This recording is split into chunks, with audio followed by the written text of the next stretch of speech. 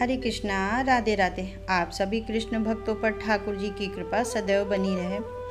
भगवान हमारे ठाकुर जी एक जीव को सबसे पहला क्या उपहार दिया है, और अगर आपको भी याद नहीं है तो आप ठाकुर जी के कभी भी प्रिय नहीं हो सकते हो। ठाकुर जी कभी प्रसन्न नहीं हो सकते, क्योंकि भगवान का दिया हुआ वो पहला उपहार।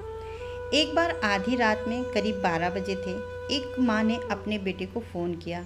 बेटे को फ़ोन करके कहा, बेटा जन्मदिन की बधाई हो, ईश्वर तुम्हें खूब तरक्की दे, खूब कामयाबी दे, ठाकुर जी तुम्हें हमेशा हर पल खुश रखे, बहुत सुकून दे, विजय ही विजय प्राप्त हो, ढेर सारे आशीर्वाद दिए। जब माँ ने अपनी बात पूरी की तो बेटे ने कहा, बस माँ, ये कहने के लिए आपने फ़ोन किया था? इतनी रात में मेरी नींद खराब कर दी, मैं सो गया था। ये सब बातें तो आप सुबह भी कह सकती थी।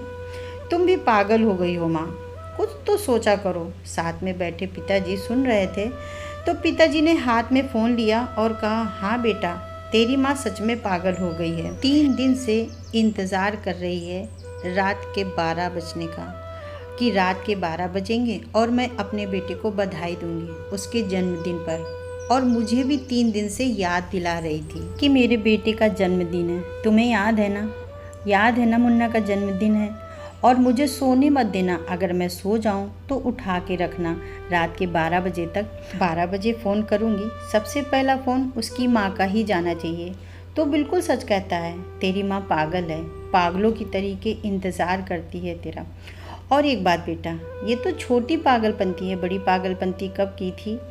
इससे जब तू पैदा हुआ था, जब तेरी डिलीवरी होने वाली थी, तू पैदा होने वाला था, तो पता है डॉक्टर ने क्या कहा था?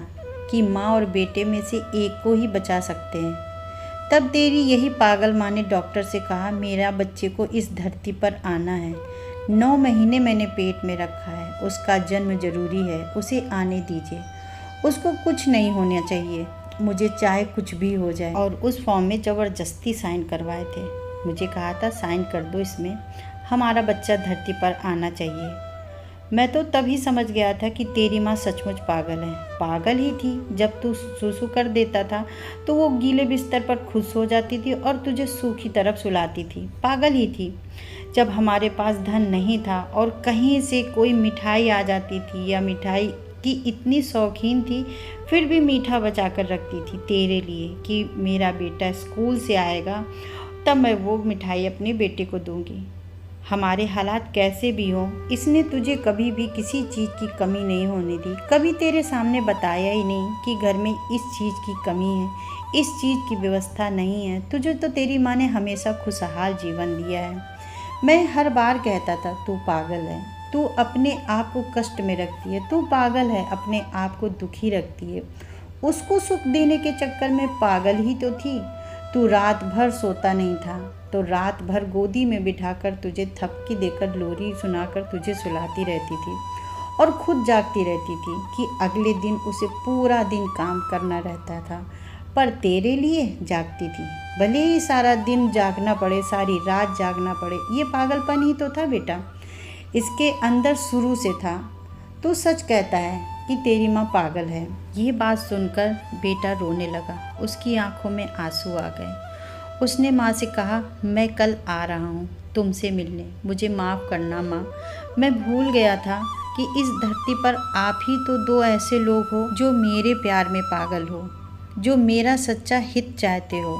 आप दोनों ही तो हो जो मुझसे सच्चा प्रेम करते हो, जिसकी दुनिया सिर्फ मैं हूँ, कोई और नहीं। आप दोनों ही तो हो जो ईश्वर से अपने सुख से पहले मेरा सुख मांगते हो। मुझे माफ़ करना माँ, मैं कल मिलने आ रहा हूँ। पिताजी की आंखों में आंसू थे। सही मायने में बात यह है कि हमसे सच्चा प्रेम करने वाला, हमारे लिए सच्ची दीवानगी दिखाने वाला, सच्चा पागलपन सिर्फ हमारे माता पिता में होता है, जो हर सुख हमें पहले देना चाहते हैं, हर खुशी हमें पहले देना चाहते हैं, जो अपना जो कुछ है सब निछावर करना चाहते हैं, जिनके अंदर कभी अपने लिए चिंता नहीं होती है, वो सिर्फ हमारी चिंता होती है। तुम भगवान का दिया हुआ सबसे पहला उपहार हमारे माता पिता हैं। ईश्वर हर पल चाहता है कि कोई भी जीव उसके दिए पहले उपहार को भूले कभी ना, उसकी अवहेलना न करे, उसके मन को परेशान न करे, कभी उसको दुखी न करे। यदि उसकी आज्ञा का पालन नहीं करेगा, उसका मन दुखी करेगा, उसकी अवहेलना करेगा, उसे परेशान करेगा, मेरे दिए हुए पहले उपहार को समझेगा नहीं, उसका सम्मान नहीं करेगा, तो वो मेरा कभी नहीं हो पाएगा। आप कितनी भी पूजा पाठ कर लो, कितना भी मंदिर जाओ, कितना भी दान कर लो, कितना भी हवन कर लो, यज्ञ कर लो, यदि आपके माता पिता आपकी वजह से परेशान है, दुखी हैं, उनका मन किसी भी कारण से आपकी वजह से दुखी है, तो सही कह रही हूँ, आप ईश्वर की शरण में जा ही नहीं सकते। ईश्वर आपको अपनी शरण में लेगा ही नहीं, क्योंकि आपने ईश्वर के दिए हुए पहले उपहार का अपमान किया है। तो पहले ईश्वर के दिए हुए पहले उपहार को समझिए। वो उपहार है माता पिता। आपका परिवार भले ही आपकी किसी भी बात को अनसुनी करे, लेकिन आपका कर्तव्य बनता है उनकी हर बात को सुनना, उनको सम्मान देना, उनको प्रेम देना।